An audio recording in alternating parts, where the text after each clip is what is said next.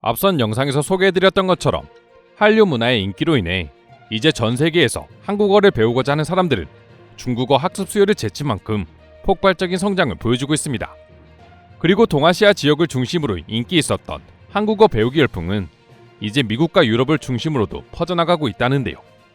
여기에는 놀랍게도 한국 무기의 성장이 큰 역할을 하고 있었습니다. 얼마 전 미 국무부는 각 나라의 언어 습득과 관련해 충격적인 결과 하나를 발표한 적이 있습니다. 외국어 직무수행 평가서를 통해 각 나라의 언어를 익히는 데 필요한 기간을 대략적으로 발표했는데요. 놀랍게도 한국어를 전 세계 언어 중에서 가장 배우기 힘든 언어로 선정하고 있었습니다. 한국어는 배우기에 초고난도 언어로 외국인들이 한국어를 익히는 데에만 최소 88주가 필요하다고 미 국무부는 분석했습니다. 거의 2년에 가까운 기간인데요. 이 역시 완전히 한국어를 원어민 수준으로 습득할 수 있는 데 걸리는 시간이 아니기에 한국어는 그 어느 나라의 언어보다 어려운 언어로 뽑히고 있는 것이죠. 하지만 아이러니하게도 한국어는 처음 배우기 가장 쉬운 언어 중 하나라고 하는데요. 아무래도 한글 자체가 워낙 과학적으로 뛰어난 체계이다 보니 한국 드라마와 영화를 보다 보면 생각보다 쉬워 보이고 자연스레 한국어를 배우기 시작한다고 합니다. 하지만 어느 단계를 넘어서면 갑자기 너무나 복잡해지고 끝이 없다는 걸 느끼게 되는 언어 역시 한국어라고 하는데요. 그렇다면 왜 외국인들은 배우면 배울수록 한국어를 어렵다고 느끼는 것일까요? 우선 어순이 다르다는 점이 크게 작용한다고 합니다. 한국말은 끝까지 들어야 한다는 말이 있듯이 특히나 서양권의 언어와 한국어는 어순이 정반대인데요. 영어는 반드시 주어와 동사순의 어순으로 말해야 하고 주어에 따라 동사가 변한다면 한국어는 동사에 해당하는 단어가 보통 맨 뒤에 나오는 편이라 끝까지 주의 깊게 들어야 합니다. 조사가 많은 점도 외국인들이 어렵게 느끼는 부분 중에 하나입니다. 여러분도 아시겠지만 한국어는 같은 문장이라 하더라도 어떤 조사를 쓰느냐에 따라 뜻이 전혀 다르게 느껴지는 경우가 있는데요. 아무래도 한국어가 서툰 외국인의 입장에선 적절한 상황에 맞는 조사를 선택하는 것이 까다롭게 느껴진다고 합니다. 하지만 아무래도 외국인들이 한국어를 가장 까다롭다고 여기는 이유는 결국 높임말의 존재 때문입니다. 다른 나라에서는 높임 표현을 할 때 어휘로 대체하는 경우가 많지만 우리나라의 경우에는 아예 사용하는 단어나 서술어의 형태가 변하기 때문에 구별해서 사용하기가 꽤나 어렵습니다. 그 때문에 종종 존댓말이라는 개념 자체가 없는 언어권을 사용하는 외국인들이 한국어를 쓰며 높임말을 사용해야 하는 상황에서 반말을 내뱉어 당황스럽게 하는 경우를 쉽게 찾아볼 수 있죠.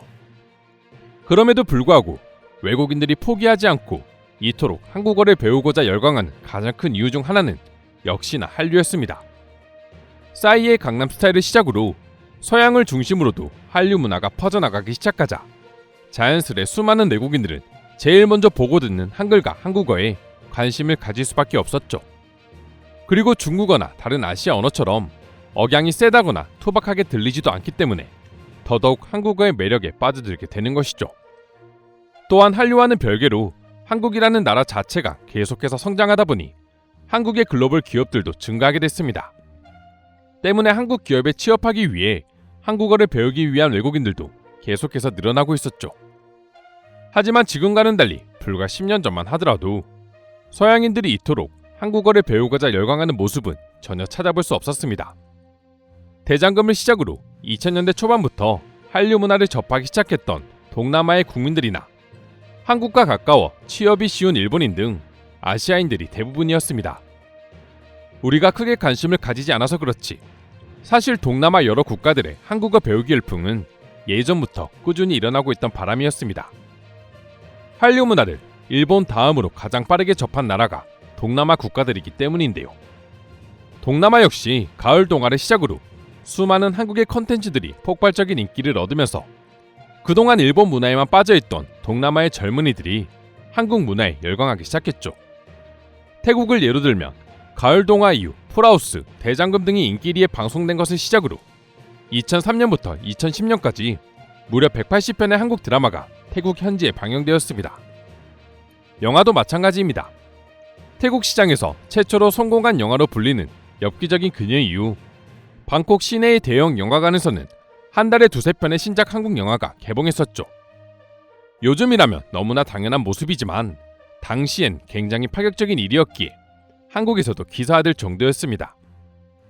이 밖에도 1세대 걸그룹 베이비복스가 태국에서 사상 첫 한국 가수 단독 콘서트를 열면서부터 본격적으로 K-팝 문화가 점화되기 시작해 이후 동방신기, 슈퍼주니어, 빅뱅, 원더걸스 등이 태국 아이돌로 부상해 큰 인기를 끌기도 했었습니다. 영화나 드라마 그리고 음악뿐만 아니라 게임에 있어서도 이미 동남아 국가들은 한국에 빠져 있었습니다. 2009년 태국 온라인 게임 시장에서 한국 게임이 차지하는 비율은 71%를 차지할 정도로 한국 게임에 빠진 태국인들이 많았다고 하는데요. 태국을 예로 들긴 했지만 이 같은 상황은 동남아 전반에 걸쳐 일어났던 현상입니다. 이렇게 일상생활의 하나부터 열까지 한국 문화가 자리 잡고 있다 보니 동남아인들이 한국어를 배우게 된 건 너무나도 자연스러운 현상이었다고 할 수 있죠. 물론 단순히 한류 문화 하나 때문에 동남아 사람들이 한국어를 배웠던 것은 아닙니다. 당시 동남아는 이른바 경제 한류라 일컫는 현상이 발생하기 시작했죠. 국내 주요 기업들이 베트남, 인도네시아, 태국, 필리핀 등 동남아 시장 진출을 본격화하면서 동남아 현지의 한국 기업으로 인한 수많은 일거리 창출이 생겨나기 시작했습니다. 지금도 동남아인들이 한국어를 배우는 이유 중 하나가 바로 한국 기업 취업 때문인데요.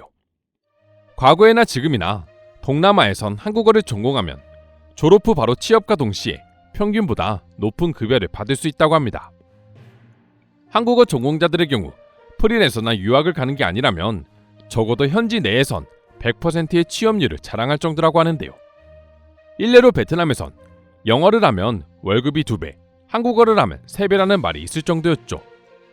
한류 문화와는 별개로 동남아인들에게 한국어는 선택이 아닌 필수였던 것입니다.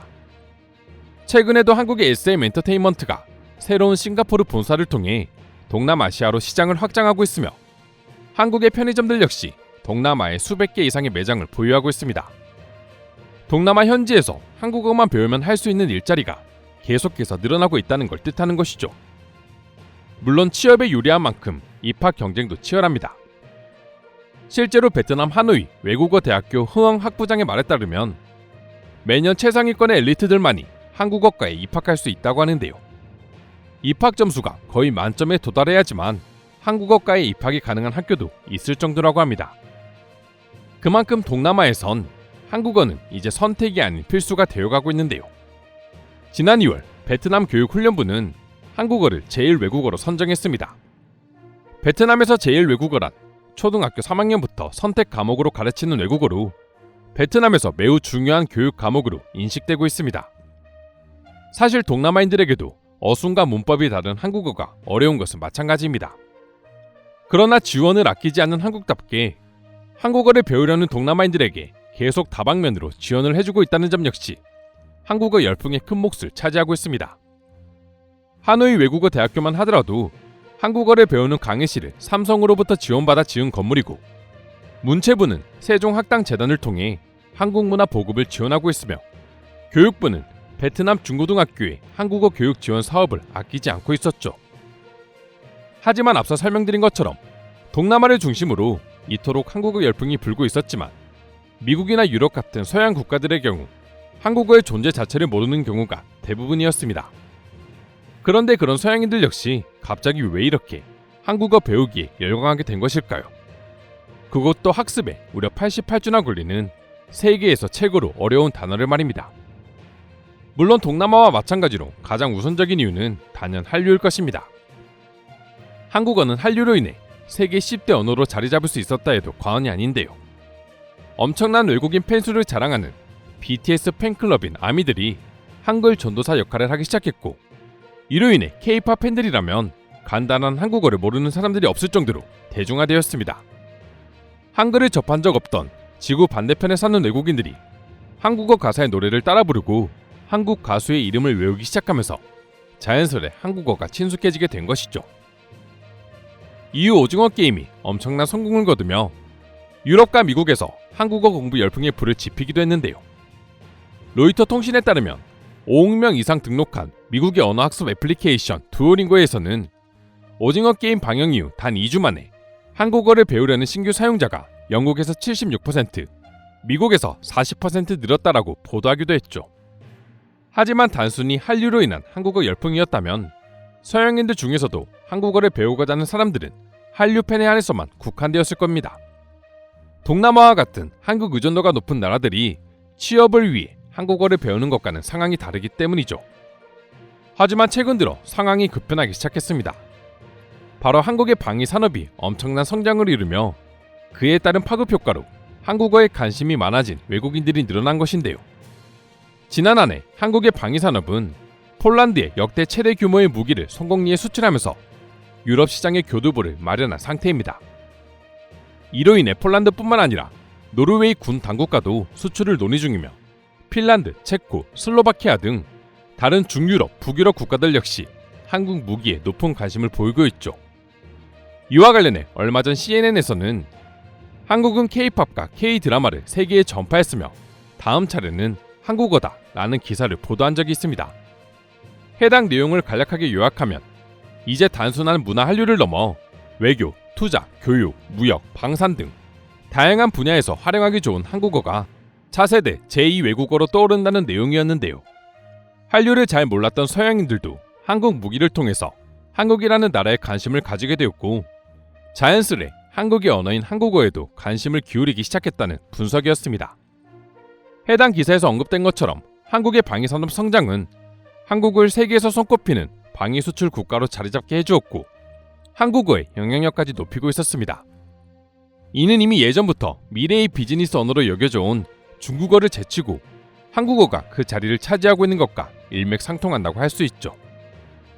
여러 전문가들에 따르면 한국의 방위 산업은 빠른 시일 내에 중국의 방산 수출 규모를 능가할 것이라는 평가를 받고 있고 특히나 중국의 경우 미국을 비롯해 각종 나라와 끊임없는 분쟁을 지속해오고 있기에 상대적으로 한국에 비해 그 가치가 떨어질 것이라 예상하고 있습니다. 때문에 오히려 배우면 배울수록 난이도가 높아지는 한국어이지만 외국인들이 그 수고를 감수하고서라도 미래 가치가 높은 한국어를 배우려고 하는 것이죠. 물론 아무리 한국의 위상이 높아졌다 하더라도 한국어라는 언어 자체가 매력적이지 못했다면 많은 외국인들이 중도 포기했을 것입니다. 아니 애초에 배우려고 하지도 않았을 테죠. 하지만 외국인들에게 한국어는 알면 알수록 또 배우면 배울수록 흥미롭고 아름다운 언어로 인식되고 있다 합니다. 많은 외국인들은 비록 배우기 어렵긴 하지만 한국어의 매력을 한글 그 자체라고 표현합니다. 다수의 학생들은 모음과 자음의 조합을 아름다운 퍼즐 또는 수학 같다고 묘사하는데요.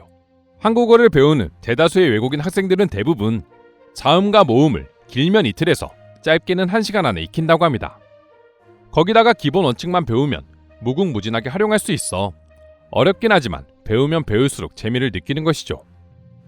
한글의 경우 가나다라만 배워도 모르는 단어들을 보면 일단 읽을 수는 있습니다. 하지만 중국어는 한자로 이루어져 있기에 읽을 수도 없고 의미도 알 수 없죠. 한글이 아무리 더 어려워도 한글이 훨씬 체계적이기에 중국어와 달리 배움을 포기하지 않을 수 있는 것입니다. 물론 현재도 한국어를 아는 사람보다 중국어나 일본어를 알고 있는 사람이 세계적으로 더 많은 것 사실입니다. 하지만 최근 한국어를 배우고자 하는 외국인들의 성장률은 중국어나 일본어와는 감히 비교할 수 없을 정도로 한국이 압도적으로 높습니다. 단순히 한국의 경제 성장뿐만 아니라 한류와 무기 산업의 성장이 이런 결과를 가져오고 있다는 게 참 뿌듯하기도 한데요. 이렇게 조금만 시간이 더 흐른다면 외국 어디를 가도 한국어로 우리에게 인사하는 외국인들을 쉽게 보는 날이 오지 않을까 싶습니다. 그럼 지금부터 세계 최고로 배우기 어려운 언어지만 그럼에도 불구하고 한국어를 배우고자 하는 외국인들이 늘어나고 있다는 소식에 대한 해외 반응 소개해 드리도록 하겠습니다.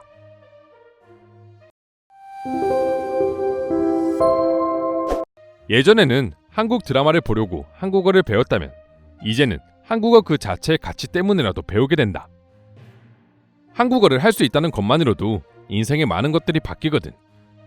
실제로 주변에 한국 기업에 취업하는 사람들도 늘어나고 있어. 한국의 힘이 커지다 보니 한국을 대상으로 하는 기업들도 계속해서 늘어나고 있죠. 그에 따라 한국어의 필요성이 더욱 증가하는 것 같아요. 과거에는 중국어를 배우는 것이 필수였지. 불과 10년 전만 해도 중국이 미국을 따라잡을 것이라는 말이 나왔으니까 말이야. 하지만 현재 상황을 보면 중국어보다 한국어가 훨씬 매력적일 수밖에 없는 흐름으로 세계가 돌아가고 있다. 한글 자체만으로도 충분히 중국어보다 매력적이라고 생각해요. 영어로는 길게 표현해야 할 문장도 한 단어로 정리되는 경우가 있는데 굉장히 어렵지만 그만큼의 효율성이 뛰어나다고 느껴집니다. 한글보다 뛰어난 문자 체계는 없다고 생각해. 언어 자체로 좋고 나쁨을 말할 수는 없지만 문자 자체만 놓고 보면 정말 월등한 문자라는 건 누구도 부정할 수 없을 거야. 한국어는 분명 어려워. 처음엔 자막을 보기 위해 한국어와 한글을 배웠고 쉽게 익힐 수 있었지만 갈수록 복잡해지는 기분이랄까. 그럼에도 한국어는 배울 가치가 있는 언어라고 생각이 든다. 저도 중국어와 스페인어를 공부하다 중국어를 포기하고 한국어를 배우기로 했습니다. 아무리 봐도 한국어를 할 줄 아는 것이 미래에 더 도움이 될 것 같아요. 한국어는 이제 단순히 한류를 즐기기 위해 배우던 언어가 아니야. 한류는 하나의 산업이 되어버렸고 한국의 경제 산업과 맞물려 더욱 가치 있는 언어가 되었지. 난 아시아 언어 중 하나를 선택하라면 무조건 한국어를 추천한다. 중국어나 일본어는 그 나라에 평생 살거나 혹은 중국인이나 일본인과 결혼할 것이 아니라면 굳이 쓸 일이 없다고 본다. 작년부터 한국어를 배우기 시작했는데 정말 배우기 잘한 것 같아.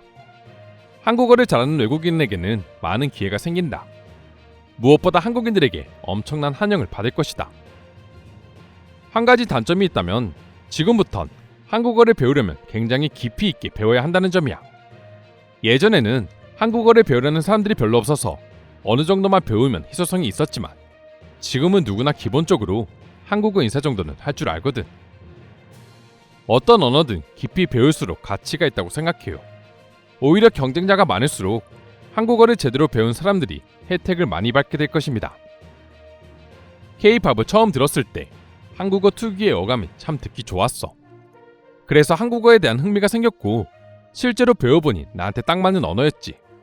그렇게 나는 한글의 역사까지 공부하기 시작했어. 특히 한글의 역사는 알면 할수록 정말 놀라웠는데 한글은 너무나 예쁘기까지 했다. 한글은 보는 것도 듣는 것도 너무나 예쁘다고 생각해요.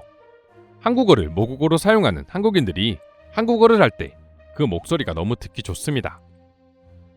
몇 년 동안 독일어를 공부해왔는데 언젠가 누군가 나한테 독일어를 배우는 이유에 대해서 묻더라고. 그때 나는 쉽게 답변을 하지 못했어. 그런데 한국어를 배운 이후부터는 명확하게 대답할 수 있게 되었다. 학교에서 의무적으로 프랑스어를 배웠는데 언어와 문화 모두에 흥미가 전혀 생기지 않았어. 그런데 최근 들어 나에게 한국에 대한 소식이 자주 들려왔고 한국어를 배우기로 마음먹었지. 지금도 이 결정을 후회하지 않아. 최근 한국의 놀라운 성장을 지켜보았습니다. 한류도 그렇고 방위산업과 여전히 뛰어난 기술력 등을 미뤄보았을 때 아주 멀지 않은 시간 내에 한국어가 굉장히 쓸모있어질 것이라는 확신이 들었습니다. 저랑 비슷한 생각이네요. 제2외국어는 현재가 아닌 미래를 보고 배워야 한다고 생각해요. 한때 아랍어와 중국어가 뜨거웠던 것처럼 앞으로는 한국어가 그 자리를 차지할 것이라 여겨집니다. 한국어는 배우면 배울수록 재밌다. 물론 아직도 한참이나 멀었지만 다른 언어를 배울 때보다 훨씬 즐거운 마음으로 배우고 있어. 드라마를 좋아해서 한국어를 배웠고 이제는 드라마를 통해 한국어가 늘고 있어요. 질릴 수가 없는 언어입니다. 한국어는 읽거나 발음하는 것은 어렵지 않은데 문법이 너무 어렵다. 2년을 배웠는데 아직도 헷갈리는 것들이 너무 많아. 다들 왜 그렇게 한국어를 어렵게 느끼는지 모르겠어. 솔직히 아시아 언어 중에 한국어가 제일 익히기 쉽지 않아. 이상으로 한국어가 배우기 제일 어려운 단어라는 뉴스에 달린 외국인들의 댓글 반응 살펴보았습니다. 오늘도 끝까지 영상 시청해주셔서 감사드리며 여러분들의 구독과 좋아요는 영상 제작에 큰 힘이 됩니다. 이상 종크TV였습니다.